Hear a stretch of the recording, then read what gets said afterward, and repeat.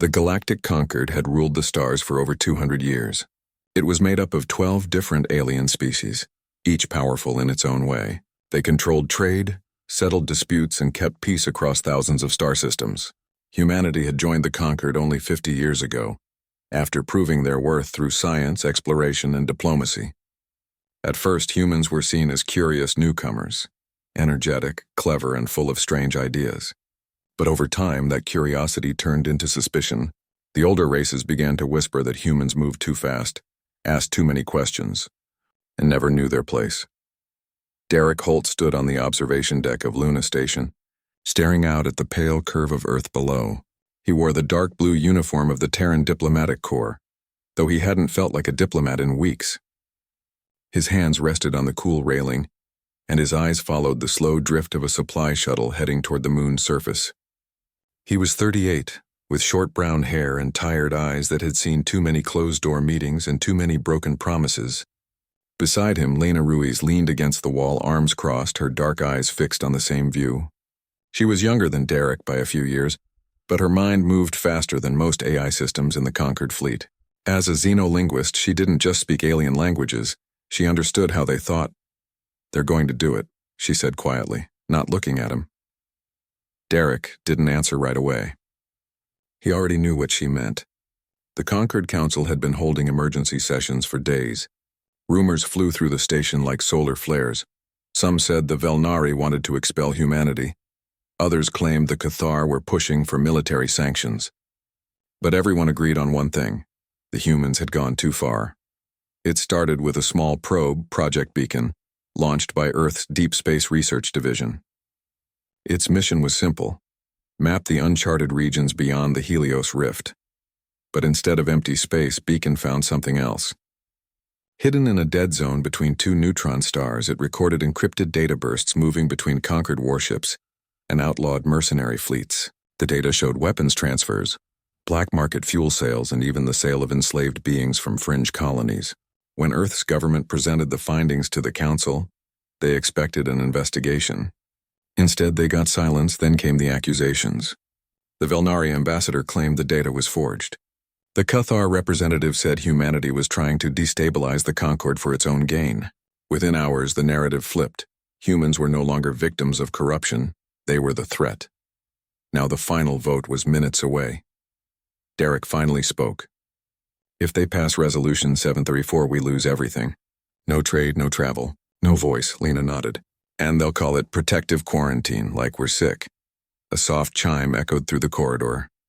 The council chamber's doors had opened. Delegates from every species filed out, their faces unreadable behind masks, scales, or energy fields. The human delegation, just 3 people including Derek and Lena, had been barred from attending the final session. "For your own safety," the Concord secretary had said. But everyone knew the truth: they didn't want humans to witness their betrayal. Derek turned away from the window. "Let's go to the comms room. We need to hear it live." They walked through the quiet halls of Luna Station, once bustling with traders, diplomats, and tourists from a dozen worlds. The station now felt hollow. Most non-human personnel had been recalled. Shops were closed. Even the air seemed thinner, as if the station itself sensed the coming storm. In the comms room, a small screen flickered to life. The Grand Speaker of the Concord, a tall, silver-skinned Velnari named Zorath, stood at the center of the chamber. His voice, translated through the station's system, was calm and cold. "After careful deliberation and in the interest of galactic stability, the Galactic Concord hereby enacts Resolution 734. Effective immediately, all human-controlled systems are placed under Level 9 quarantine. All diplomatic ties are suspended. All trade, travel, and communication with Sol System and its colonies are prohibited. This measure will remain in place until humanity demonstrates compliance with Concord oversight and ceases all unauthorized deep space activity." The screen went dark. Lena let out a breath she didn't realize she'd been holding.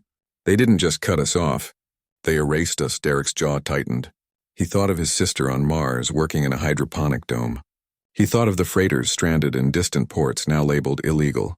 He thought of the millions of humans living on colony worlds who would wake up tomorrow to find themselves abandoned by the only government that spanned the stars. Outside, a transport ship lifted off from the lunar surface. its engines glowing blue against the black sky. It was one of the last Concorde vessels leaving. After today, no more would come. They think this will break us, Lena said, her voice low but steady. They think we'll beg or panic. Or turn on each other. Derek looked at her. What do you think we'll do? She met his gaze. We'll get quiet, and then we'll get ready. Back on Earth, in hidden bunkers beneath the Rocky Mountains and inside shielded labs under the Pacific Ocean, engineers and scientists had already begun working in secret. The Concorde assumed humanity's strength came from its openness, from its networks, its alliances, its loud voices in council chambers. But they forgot something important. Humans had survived ice ages, world wars, and plagues. They knew how to endure, and when cornered, they didn't just fight back. They changed the rules of the fight. Derek walked to the window again. Earth hung in the void, blue and fragile. It looked small from here, but he knew better. Small things could grow. Small sparks could start fires. He turned to Lena. Tell Marcus to activate Phase 1 and get Chloe on the line. We're going dark. Lena nodded and tapped her wristcom. As she spoke in hushed tones, Derek watched the last Concorde ship vanish into the distance. No fanfare, no warning, just silence. And in that silence, something new began to stir. The Concorde had made their choice. They had chosen fear over trust, control over cooperation. They had betrayed humanity not with a battle, but with a vote. But they made one terrible mistake. They gave humans time, and time, as every human child learned from history books, was the one thing that turned underdogs into legends. Derek didn't smile. He didn't need to. The look in his eyes was enough. Run, they would say later. But not yet. Not today. Today was the day humanity stopped asking for a seat at the table and started building their own. The stars outside the observation ports of Luna Station no longer felt like neighbors. They felt like eyes, watching, waiting. After the Concorde's decree, every light in the sky seemed to belong to someone who now saw humanity as a problem to be contained. But on Earth, Mars, Titan, and 100 hidden outposts, humans did not panic. They worked. Deep beneath the red sands of Mars, in a sealed dome known only as Site Theta, Marcus Boone wiped grease from his brow and stared at the skeletal frame of what would become the first stealth corvette. He wasn't a soldier. He'd spent most of his life designing cargo haulers and orbital tugs. But when the Concorde cut off all shipyard access, someone had to turn scrap into salvation. Now, surrounded by engineers, welders, and former asteroid miners, Marcus lived in a world of metal, plasma torches, and sleepless nights. His hands were calloused, his voice hoarse from shouting over machinery, but his mind was sharp. Every bolt, every circuit, every line of code had to be perfect. The Concorde's sensors could detect a sneeze in deep space, so human ships had to be quieter than silence.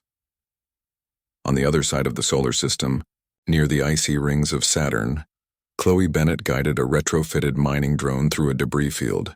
Once used to harvest ice from comets, the drone now carried experimental jamming pods designed to scramble long-range scans.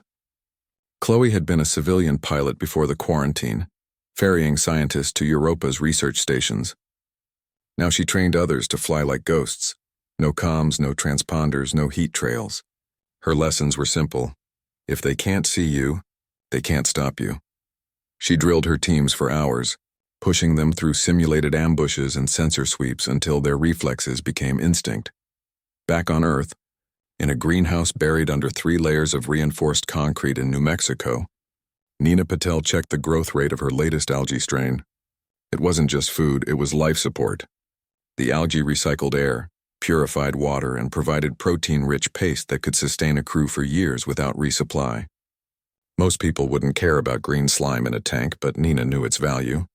If humanity was going to survive isolation and maybe even strike back, they needed to carry their world with them. Her notes filled dozens of tablets, each entry precise, calm, hopeful. She never spoke of war. She spoke of survival. And survival, she believed, was the first act of defiance. The Concorde watched, of course. Their spy satellites still orbited Earth. Their listening posts picked up encrypted bursts from hidden comms relays. But what they saw confused them. No mass protests. No military buildup in plain sight. Just quiet activity. Factories humming at odd hours, freighters vanishing into the asteroid belt, research labs going dark. The elder races assumed humanity was crumbling under the weight of exile. They didn't understand that humans had spent centuries preparing for the worst even when times were good. Derek Holt coordinated it all from a command bunker beneath the Canadian Rockies. Messages came in daily, short, coded, urgent. Marcus needed rare isotopes for the new drive cores. Chloe requested more simulators for her pilots. Nina asked for genetic samples from deep-sea extremophiles to boost algae resilience. Derek approved every request. He didn't sleep much. When he did, he dreamed of empty council chambers and silent comms channels. But awake, he was steady. He knew the Concord expected humans to beg. Instead, they were building. One evening, Lena Ruiz entered the bunker carrying a datapad. She'd been working with linguists and AI specialists to decode old Concord protocols. Backdoors, emergency frequencies, even forgotten diplomatic channels. "We found something," she said, placing the pad on Derek's desk. "The Concord uses harmonic resonance to sync their shield grids. If we hit the right frequency at the right moment, their shields flicker, just for half a second." Derek looked up. "Half a second is all we need," Lena nodded. "We've also mapped their patrol routes. They rotate every 72 hours, predictable, arrogant." "They think we're blind," Derek said. "We're not," Lena replied. "We're patient. Patience was the key." While the Concord debated how to handle the human situation in endless meetings, humanity moved in the shadows. Old freighters were stripped down and rebuilt with layered hulls that absorbed radar. Mining drones became sensor ghosts. Even civilian comms arrays were modified to send bursts so short they vanished before detection. Nothing was wasted. Nothing was loud. On Titan, a team led by engineer Ray Dawson, Eli's older brother, converted methane harvesters into mobile fuel depots. These silent tankers could refuel ships in deep space without emitting a trace. On Ceres, former asteroid miners drilled into the dwarf planet's core, carving out hidden dry docks where new vessels took shape in total darkness. Every human colony, every outpost, every lab became a node in a growing network. Not an army, not yet, but something sharper, something smarter. The Concord's intelligence reports grew more confused. "Human activity remains low," one read. "No signs of military development." Another noted, "Civilian production appears focused on agriculture and maintenance." They saw what they wanted to see, a species folding in on itself. They never imagined that the quietest workshops held the loudest threats. Marcus finished the first stealth corvette on a cold Martian morning. He called it the Wren, small, fast, and easy to overlook. When he powered up its new drive, there was no roar, no flash, just a soft hum, then stillness. The ship bent local space-time around it, slipping through detection like a shadow through a crack. Chloe flew the Wren on its first test run. She vanished from sensors 3 seconds after launch and reappeared 12 hours later near Jupiter's moon Callisto. No one saw her go. No one saw her return. Nina's algae passed its final test. A crew of 6 lived on it alone for 90 days in a sealed simulator. They emerged healthy, alert, and ready. "We can go anywhere now," she told Derek over a secure line. "As long as we have light and water, we're self-sufficient." Derek thanked her and looked at the star map on his wall. It showed human outposts in red, Concord patrols in blue. The red dots were few, but they were growing. The elder races still believed humanity was broken. They spoke of the human quarantine as if it were a done deal. But in hidden yards, silent labs, and frozen domes, humans were stitching together a new kind of power. Not built on size or noise, but on silence, speed, and surprise. And soon, the Conquered would learn the difference. For now, though, the work continued, quietly, carefully, relentlessly, because betrayal had taught them one thing: trust no one. But prepare for everyone, the stars still watched. But soon humanity would look back, not as beggars but as hunters, and hunters do not announce themselves. They wait, they watch, they strike. 16 months after the Concord's decree, the edge of human space was quiet, too quiet. The usual patrol routes of Velnari and Cathar warships still ran like clockwork, scanning for any sign of human activity. They found nothing, no signals, no heat blooms, no debris, just empty space and the slow drift of cosmic dust. The elder races took this as proof that humanity had accepted its fate. They were wrong. Far beyond the orbit of Neptune, hidden in the icy shell of a dead comet, the UN's vanguard waited. Derek Holt stood on its command deck, arms behind his back, eyes fixed on the main display. Around him, the crew moved with calm precision.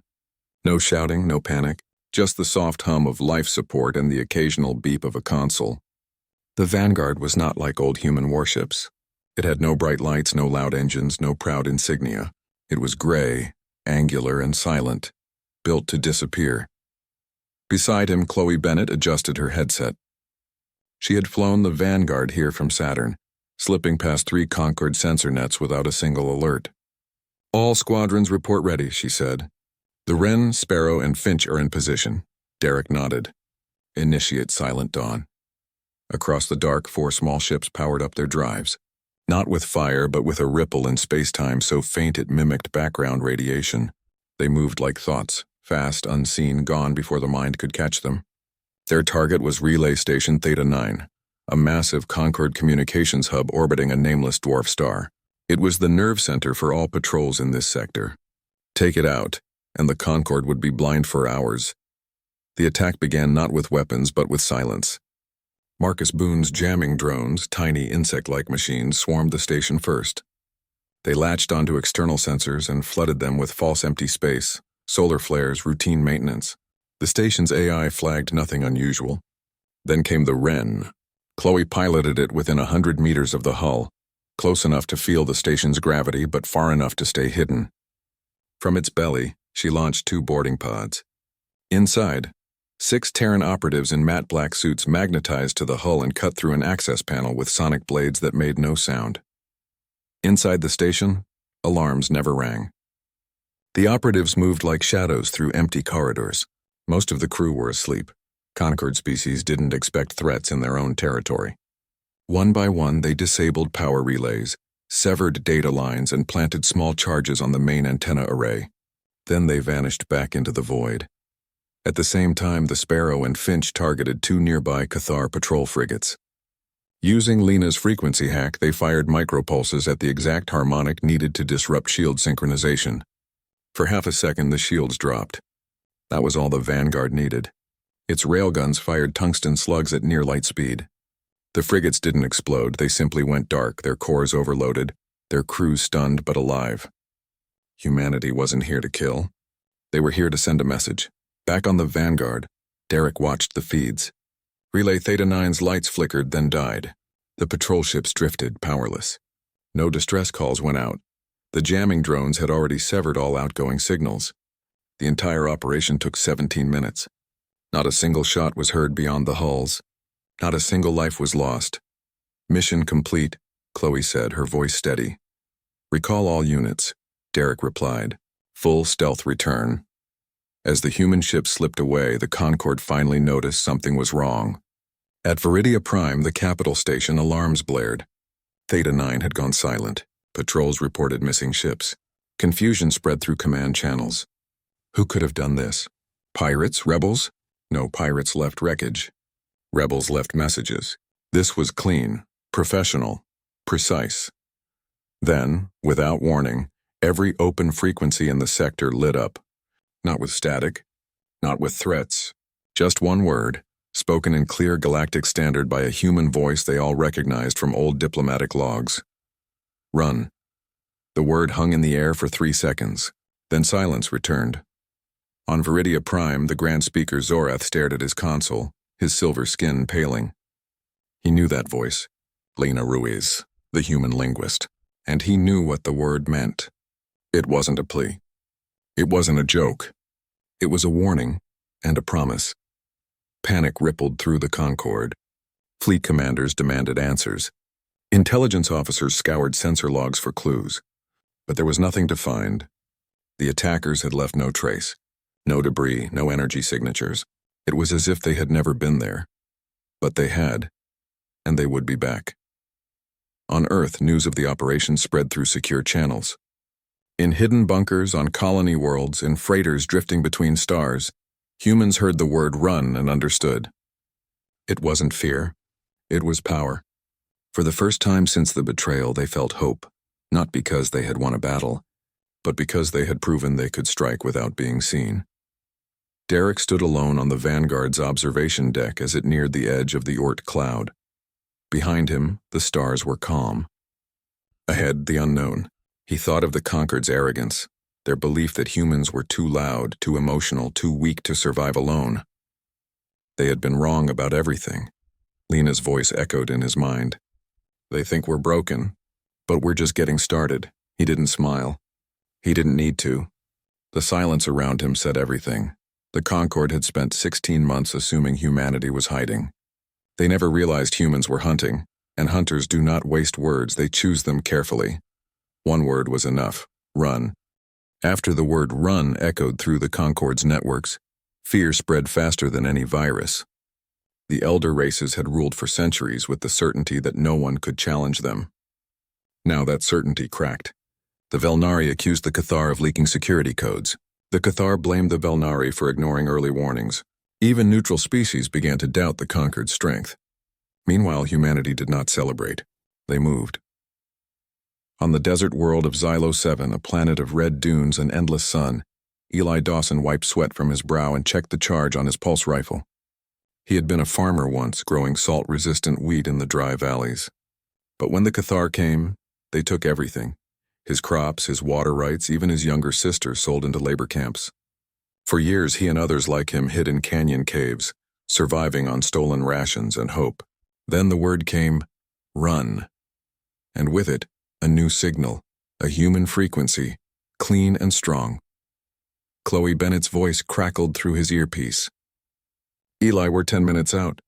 Keep your people ready. Eli tapped his comm. Understood. The camp's on high alert, but they don't know we're coming. Above the planet, cloaked in the glare of Xylo 7's twin suns, the UN Sparrow drifted. Chloe had flown it through the system's outer belt, using asteroid shadows to mask her approach. With her were 2 more stealth corvettes, each carrying supplies, medkits, and weapons. Their mission wasn't to destroy the Cathar camp, it was to free it. The operation began at dawn. As the Cathar guards changed shifts, human drones dropped from the upper atmosphere, silent and small. They released a mist of neural dampener, a harmless gas that caused drowsiness in Cathar biology but left humans unaffected. Within minutes, the guards slumped at their posts. Eli and his rebels moved fast. They cut power to the fences, unlocked barracks, and guided thousands of prisoners to hidden transports waiting in dry riverbeds. By midday, the camp was empty. The Cathar command ship in orbit detected the disturbance too late. By the time they sent scouts, Chloe's fleet had vanished into a dust storm, carrying over 3,000 freed laborers to a safe rendezvous near the system's ice moon. News of the rescue spread like wildfire. On worlds long crushed under Conquered rule, whispers turned to plans. On Zeta Prime, factory workers shut down production lines.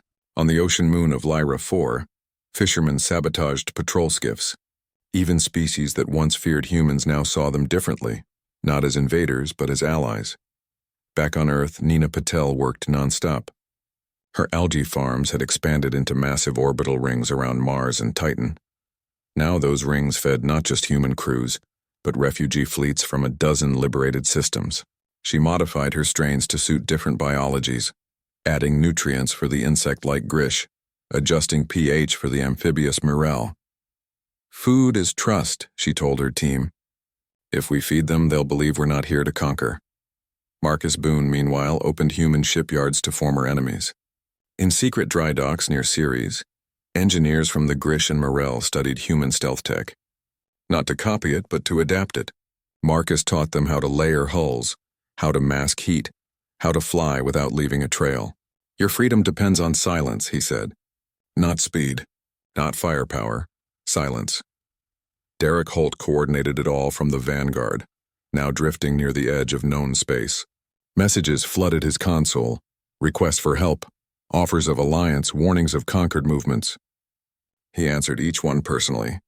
No grand speeches, no demands, just simple words, we'll be there, or hold on, or you're not alone.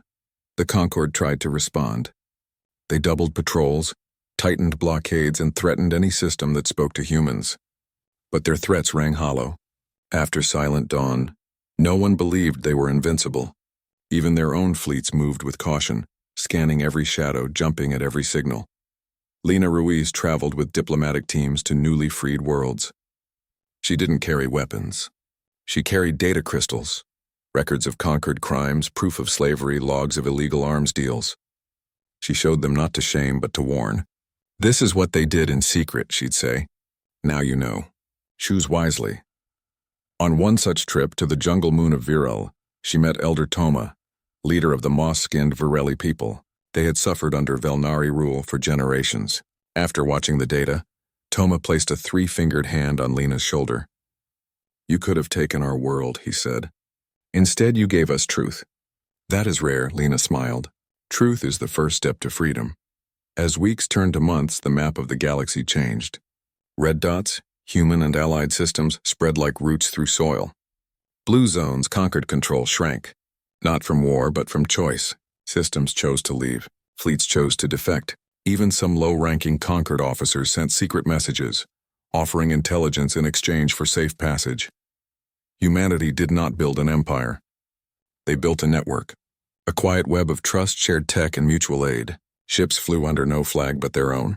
Stations traded without tariffs. Scientists from a dozen species worked side by side in labs once reserved for humans alone. And through it all, the word run lived on. Not as a threat, but as a reminder. Run from lies. Run from fear. Run toward something better. Eli Dawson stood on the bridge of a newly refitted freighter, now named Dawn's Edge. He wore no uniform, just a simple jacket with a patch showing wheat and stars. Below him, former slaves trained as pilots, medics, and engineers. They were no longer prisoners. They were partners. Chloe flew escort, her eyes sharp, her hands steady. She knew the Concorde would strike back. But this time humanity wouldn't stand alone.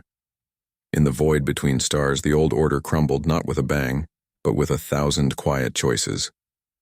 And in every choice, one truth remained. Betrayal had broken the past, but unity was building the future. No one knew what came next.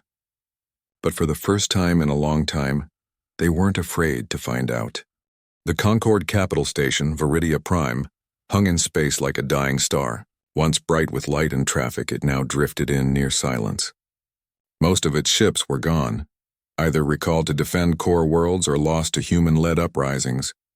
The grand halls that once echoed with the voices of 12 species now felt hollow, haunted by the ghosts of broken trust. The elder races had called for unity, but fear had torn them apart. And so, when the human ships appeared on the edge of the system, no one fired. No alarms sounded. They simply waited. Derek Holt and Lena Ruiz stood in the shuttle bay of the UN's Vanguard, preparing to board a small unarmed craft. No weapons, no armor. Just two humans in simple gray uniforms, heading into the heart of the enemy. Chloe had argued against it. It's a trap, she'd said. But Derek shook his head. They have nothing left to trap us with. Marcus had checked the shuttle 3 times, making sure it carried no hidden tech, no trackers, nothing but 2 seats and a comms unit. Nina had packed nutrient bars in case the talks ran long. Everyone knew this was not a battle. It was an ending, or a beginning. The shuttle glided through Viridia Prime's outer shields, which flickered weakly. Docking clamps engaged with a soft thud. The airlock hissed open, revealing a dim corridor lined with Velnari and Cathar guards. Their postures were stiff, their eyes wary. No one spoke as Derek and Lena walked toward the central chamber. The silence was heavier than any weapon. Inside the council room, the remaining delegates sat in a broken circle. Zorath, the Velnari Grand Speaker, looked older, his silver skin dull. Beside him, Cathar High Marshal Vrex tapped a clawed finger on the table, but his usual fire was gone. The others, Grish, Morel, even a lone Virelli observer, watched the humans enter with a mix of shame and hope. Zorath stood. You came. Derek stopped a few paces from the table. You asked. Lena stepped forward and placed a small data crystal on the polished surface. It gleamed under the low light. This contains every record we have, she said. The arms deals. The slave trades. The lies you told your own people. It's all here, unedited, unfiltered. Zorath did not touch it. What do you want? Derek looked at each face in turn. We could broadcast this tomorrow. Every system in the galaxy would see it. Your authority would collapse. Your people would turn on you. You know that. Vrex growled low in his throat but said nothing. Lena continued. But we won't. A murmur rose among the delegates. Zorath frowned. Why not? Because tearing you down won't build anything new, Derek said. We've seen what happens when power is built on fear. We lived it. We don't want to repeat it. Lena folded her hands. We're offering you a choice. Join a new council. One with no secrets, no hidden votes, no backroom deals. Every species gets a voice. Every voice gets heard. Including yours. Zorath stared at the crystal. And if we refuse? Derek didn't blink. Then we leave. And you deal with the consequences of your own actions. The uprisings. The defections. The silence. He paused, letting the weight settle. But if you say yes, you start fresh. No punishments. No revenge. Just truth. For a long moment, no one moved. Then Zorath reached out and took the crystal. He didn't plug it in. He just held it as if feeling its weight. We were wrong, he said quietly. Not just about you. About everything. Vrex sighed, a sound like wind through stone. The old ways are broken. Maybe it is time. One by one, the delegates nodded. Not with joy, but with relief. The war they feared would never come. Instead, something harder. Accountability. Derek turned to leave. At the door, he stopped and looked back. Next time, don't mistake kindness for weakness. Then he and Lena walked out, their footsteps echoing in the empty hall. Outside, the stars seemed brighter. The shuttle lifted off without incident. As they flew back to the Vanguard, Chloe's voice came through the comm. Well? We're done, Derek said. No more needed to be said. In the weeks that followed, the galaxy changed again, but this time, gently. The new council met on a neutral station built by human, Grish, and Morel engineers. Its walls were open. Its records were public. Its first act was to free all remaining prisoners and return stolen resources. The Concord name was retired. In its place rose the Alliance of Free Systems. Humanity did not lead it. They joined it as equals. Derek became an advisor, not a commander. Lena helped draft the charter, ensuring language protected the smallest voices. Marcus shared ship designs freely. Nina's algae fed delegates from 20 species. Chloe trained mixed-species pilots, teaching them that speed meant nothing without trust. On Earth, children learned a new history, not of betrayal, but of resilience. On Mars, farmers grew wheat beside Virelli moss gardens. On Xylos 7, Eli Dawson opened a school where former slaves taught their children to read, write, and dream. The word run was never forgotten. It was carved into monuments, whispered in stories, taught as a lesson. That true strength lies not in striking first, but in choosing not to strike at all. Years later, an old Velnari scholar asked Lena why humans had shown mercy. She smiled and said, because we remembered what it felt like to be alone, and we decided no one should feel that way again. The stars still watched, but now they saw something new, a galaxy not ruled but shared. Not by force but by choice, and in the quiet between the stars, humanity finally found its place. Not as conquerors, not as victims, but as neighbors. The end.